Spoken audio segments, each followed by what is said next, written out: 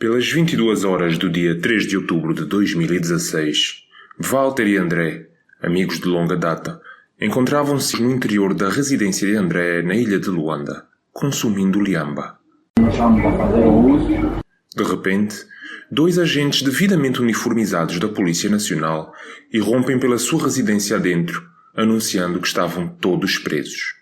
Na verdade, encontraram-nos a fumar e eles disseram-nos que aquilo era um crime, então devíamos acompanhá-los até a esquadra. Eles entraram, logo que entraram, um dos agentes manipularam aqui dentro. Manipularam, todo mundo levado. Tinha 6 pessoas no interior da residência, incluindo um bebê recém-nascido, filho de André. Os agentes possuíam um único par de algemas. Não conseguiram mais irmão porque não estavam a ver as gemas. O hálito a álcool foi um dos elementos que fez unanimidade entre os denunciantes. Eles estavam embriagados.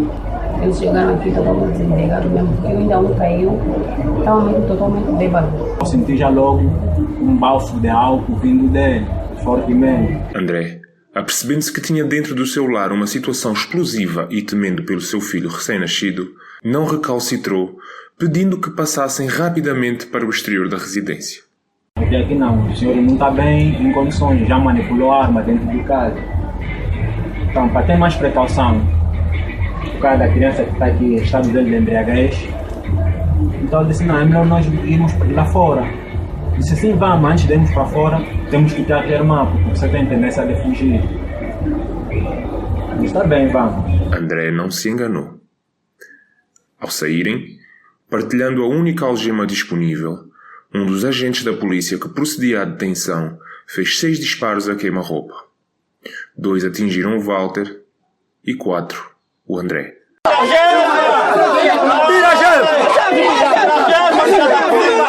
Fizeram tiro sem motivo.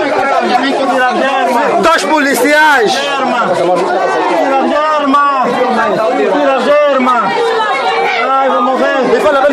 O autor dos disparos pôs-se em fuga, deixando o seu colega no terreno. Cadê a polícia?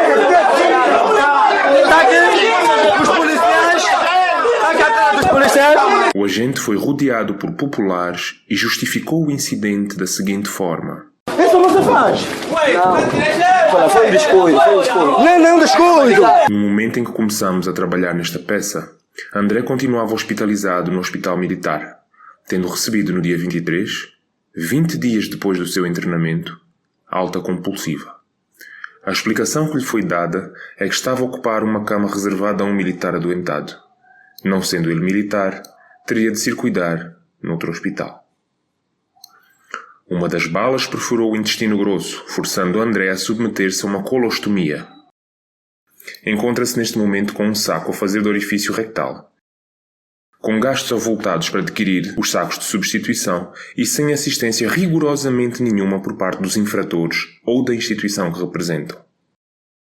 Entretanto, apesar da queixa e da gravidade da situação por eles provocada, os 2 agentes continuam não só impunes, como a trabalhar com toda a normalidade na corporação.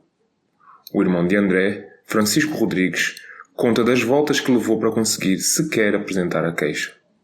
Pedimos que íamos falar com o comandante e o graduado dizia que o comandante não se metia presente na esquadra. Esperamos até a volta das 12 e tal, quase 13 horas. Lá o graduado chamou-nos. Ele disse, não, o comandante ligou-me, disse-me que é para vos perguntar o que é que vocês querem que nós fizemos. Eu fiquei pasmo, mesmo para gozar com a nossa cara. Então, você sabe, um crime desse gênero, dessa natureza, é um crime, não é qualquer crime, um crime normal. E eles disseram aqui, vão dar avanço no processo. Isso foi na terça-feira. Na quarta-feira eu vou para lá. O graduado que nos atendeu já não estava lá um outro, foi substituído.